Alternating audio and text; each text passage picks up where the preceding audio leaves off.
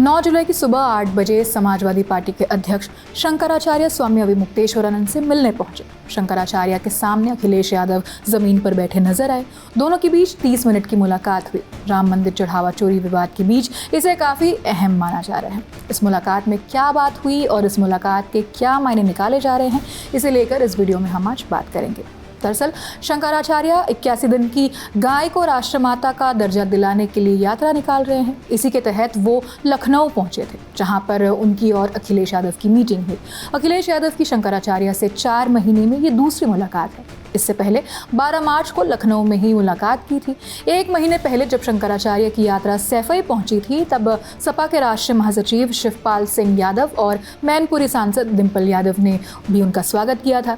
9 जुलाई की मुलाकात के बाद दोनों ने मीडिया से भी बातचीत की। अखिलेश यादव ने राम मंदिर चंदा चोरी केस पर योगी सरकार को घेरा। साथ ही ये भी बताया कि मीटिंग में क्या बात हुई।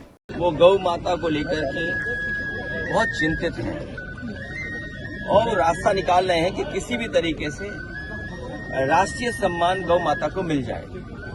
ये अलग बात है कि जो आज सरकार है, भारतीय जनता पार्टी के लोग अपने स्वार्थ में समय समय पर अपनी चीजों को बदलते रहते हैं, अपने विचारों को बदलते रहते हैं, अपने सिद्धांतों को बदलते रहते हैं।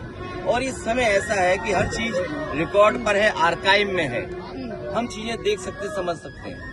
पूरे दुनिया के सनातनी चिंतित हैं कि जिस तरीके से व्यवहार, जिस तरह से भारतीय जनता पार्टी ने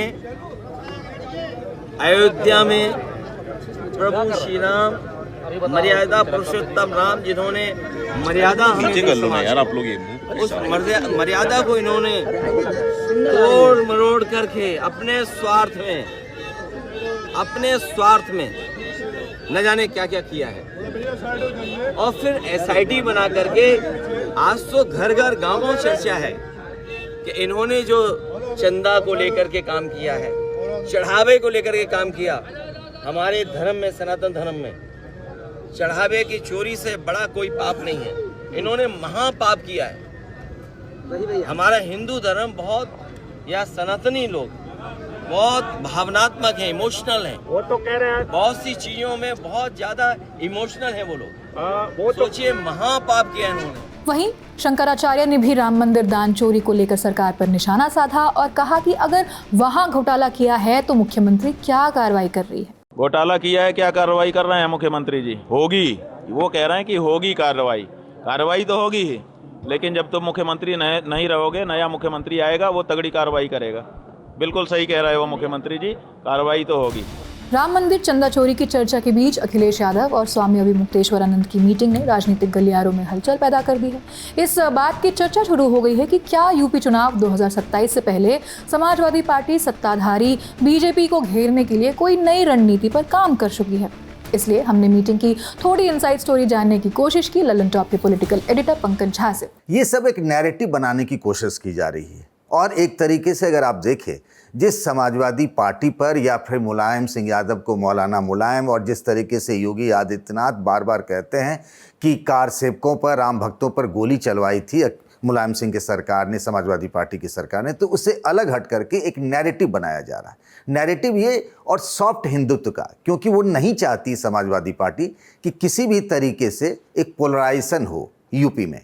इसीलिए अखिलेश यादव वो तमाम कोशिशें कर रहे हैं। जब भी स्वामी अविमुक्तेश्वरानंद पर इस तरीके की बात आई तो पूरी समाजवादी पार्टी उनके साथ खड़ी नजर आई। इसका एक दूसरा पहलू ये भी है कि जो एक ब्राह्मण समुदाय है वहाँ पर, करीब 9 से 10% वोटर माने जाते हैं यूपी में, संख्या जो भी हो, लेकिन कहा जाता है ना कि वो दूसरों को भी प्रभावित करते हैं, दूसरे वोटरों के समुदाय को। तो स्वामी अविमुक्तेश्वरानंद के साथ दिखना, पॉलिटिक्स में ऑप्टिक्स भी बहुत ज़रूरी होता है। कोशिश ये की जा रही है कि उस ब्राह्मण समुदाय को, जो बेस वोटर माना जाता रहा बीजेपी के लिए, और कहा जाता है कि वो यूपी की जो अभी बीजेपी की सरकार है उससे वो थोड़ी सी नाराज है, तो उसको कैटर करने के लिए भी ये तमाम कोशिशें अखिलेश यादव की तरफ से की जा रही हैं। दरअसल अविमुक्तेश्वरानंद लंबे समय से उन्हीं मुद्दों पर बात करते दिखे हैं जिसे विपक्ष मुद्दा बनाता रहा है। वहीं शंकराचार्य स्वामी अविमुक्तेश्वरानंद के खिलाफ इलाहाबाद में प्रशासन की ओर से की गई बदसलूकी या उनके खिलाफ दर्ज किए गए अन्य मुकदमों में भी अखिलेश यादव उनका बचाव करते दिखे हैं। इस वजह से ये भी आरोप लगते रहे हैं कि अविमुक्तेश्वरानंद कहीं ना कहीं राजनीतिक रूप से विपक्ष के साथ खड़े दिखते हैं। इस बीच 4 महीने में अखिलेश के साथ उनकी इस दूसरी मुलाकात ने कई अटकलों को तो हवा दे दी है। वैसे आप इस पूरी खबर पर क्या राय रखते हैं हमें कमेंट सेक्शन में बताइए। खबर लिखी है मेरी साथी सुप्रिया ने, मैं हूं आकांक्षा गोगोई, कैमरे के पीछे उदित है। आप देखते रहिए दिल टॉप। शुक्रिया।